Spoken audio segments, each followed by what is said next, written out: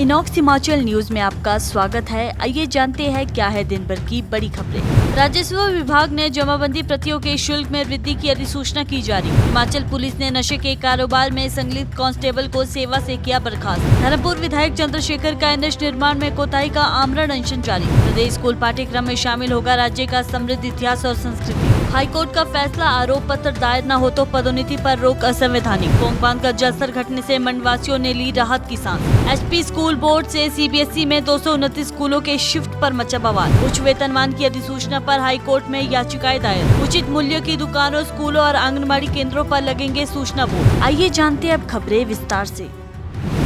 हिमाचल प्रदेश सरकार ने जमाबंदी की प्रतियां प्राप्त करने के शुल्क में वृद्धि कर दी है। राजस्व विभाग की 5 सितंबर की अधिसूचना के अनुसार अब लोक मित्र केंद्रों पर जमाबंदी की प्रति लेने पर शुल्क 10 रुपए प्रति पृष्ठ से बढ़ाकर 20 रुपए प्रति पृष्ठ कर दिया गया है। साथ ही ई डिस्ट्रिक्ट पोर्टल से प्रति आवेदन 50 रुपए जीएसटी सहित शुल्क लागू होगा। ये शुल्क केवल एक खाता नंबर के लिए होगा और अधिक खातों के लिए अलग अलग आवेदन एवं शुल्क देना होगा। इस बढ़े हुए शुल्क का मुख्य उद्देश्य राजस्व कार्यालयों के IT ढांचे को मजबूत करना है, जिससे जमीन रिकॉर्ड से जुड़े कार्य में पारदर्शिता और तेजी लाई जा सके। हिमाचल प्रदेश पुलिस ने अपनी जीरो टॉलरेंस नीति का एक बड़ा उदाहरण पेश करते हुए अपने ही कांस्टेबल ललित कंवर को नशे के कारोबार में संलिप्त पाए जाने पर बर्खास्त कर दिया है। मामला 16 मई को तब शुरू हुआ जब धर्मपुर पुलिस ने 31 वर्षीय हरीश शर्मा को 11.33 ग्राम हेरोइन के साथ गिरफ्तार किया। विभागीय जांच में सभी आरोप सही पाए जाने पर उसे नौकरी से निकाल दिया गया है। मंडी जिले के धर्मपुर उपमंडल में जालंधर, हमीरपुर, धर्मपुर, मंडी, मनाली राष्ट्रीय राजमार्ग के निर्माण में कोताही के कारण लगभग 200 घर खतरे में है। कई मकान पूरी तरह क्षतिग्रस्त हो चुके हैं और बच्चे स्कूल नहीं पहुंच पा रहे। इस गंभीर स्थिति के विरोध में धर्मपुर के विधायक चंद्रशेखर ने अवाह देवी चौक पर आमरण अनशन शुरू किया है। विधायक चंद्रशेखर का आरोप है कि निर्माण कंपनी और सड़क परिवहन राजमार्ग मंत्रालय के अधिकारियों ने लगातार लापरवाही बरती, जिसका खामियाजा स्थानीय जनता को भुगतना पड़ रहा है। लोक निर्माण मंत्री विक्रमादित्य सिंह ने भी विधायक के अनशन का समर्थन किया। हिमाचल प्रदेश सरकार ने अपने स्कूलों के पाठ्यक्रम में राज्य के इतिहास, संस्कृति और साहित्य को शामिल करने का निर्णय लिया है। शिक्षा मंत्री रोहित ठाकुर ने इसके लिए उच्च स्तरीय बैठक की अध्यक्षता की, जिसमें पाठ्यक्रम संशोधन की रूपरेखा तैयार करने पर चर्चा हुई। पाठ्यक्रम में प्राचीन मंदिर, किले, लोक संस्कृतियां, ऐतिहासिक स्वतंत्रता सेनानी और वीर शहीदों की कहानी शामिल होगी। इसके साथ ही आपदा प्रबंधन, जलवायु परिवर्तन और हरित ऊर्जा भी पाठ्यक्रम में जोड़े जाएंगे, ताकि बच्चे न केवल इतिहास को जाने बल्कि वर्तमान चुनौतियों से भी अवगत हो।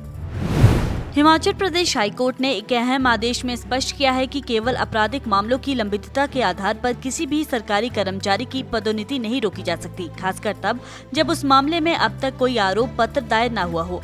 अदालत ने सरकार और पुलिस विभाग को निर्देश दिए हैं कि याचिकाकर्ता को ऑनरेरी ASI के पद पर पदोन्नत किया जाए और सभी लाभ उसी तारीख से दिए जाए जिस दिन कनिष्ठों को पदोन्नति मिली थी। कांगड़ा जिले में स्थित पोंग बांध में 9 सितंबर सुबह बांध का जलस्तर 1390.48 फीट था, जो शाम तक घटकर 1390.35 फीट रह गया। हालांकि ये स्तर अभी भी खतरे के निशान 1390 फीट से ऊपर है। BBMB प्रशासन आउटफ्लो को चरणबद्ध तरीके से कम कर रहा है। इस बीच व्यास नदी और पोंग बांध से छोड़े गए पानी ने मंड व आसपास के गाँव में तबाही मचाई है। कई किसानों की फसलें बह गई और घरों को नुकसान हुआ है। ग्रामीणों ने सरकार से तुरंत राहत और स्थायी मुआवजे की मांग की है। प्रशासन का कहना है कि जलस्तर और घटने पर गेट बंद करने पर विचार किया जाएगा। हिमाचल प्रदेश में 229 स्कूलों को HP स्कूल शिक्षा बोर्ड से CBSE में शिफ्ट किए जाने पर कर्मचारी संघ ने कड़ा विरोध जताया है। संघ ने बोर्ड अध्यक्ष के माध्यम से सरकार को ज्ञापन सौंपते हुए कहा कि ये फैसला बोर्ड के अस्तित्व को खतरे में डाल देगा और ग्रामीण छात्रों के लिए कठिनाई खड़ी करेगा। उनका कहना है कि CBSE का अंग्रेजी आधारित पाठ्यक्रम ग्रामीण छात्रों के लिए चुनौतीपूर्ण होगा, जबकि HP बोर्ड स्थानीय संस्कृति और भूगोल पर आधारित है। संघ ने इस परिवर्तन को रोकने की मांग की है। हिमाचल प्रदेश सरकार द्वारा 6 सितंबर 2025 को जारी उच्चतम वेतनमान वापस लेने संबंधी अधिसूचना के खिलाफ हाईकोर्ट में कई याचिकाएं दायर की गई है। अदालत ने इन याचिकाओं पर सुनवाई करते हुए राज्य सरकार को नोटिस जारी किया है और 4 सप्ताह में जवाब दाखिल करने को कहा है। याचिकाकर्ताओं के अधिवक्ताओं ने मांग की है कि अधिसूचना पर अंतरिम रोक लगाई जाए, ताकि कर्मचारियों को संभावित नुकसान से बचाया जा सके। हिमाचल प्रदेश में अब सभी उचित मूल्यों की दुकानों, स्कूलों और आंगनबाड़ी केंद्रों पर आम नागरिकों को उनके अधिकार बताने के लिए सूचना बोर्ड 20 दिन के भीतर लगाए जाएंगे। इन बोर्डों पर ईमेल और शिकायत नंबर भी दर्शाए जाएंगे, जिससे लोग अपनी शिकायतें आसानी से दर्ज करा सके। ये फैसला राज्य खाद्य आयोग की अध्यक्षता में हुई बैठक में लिया गया है।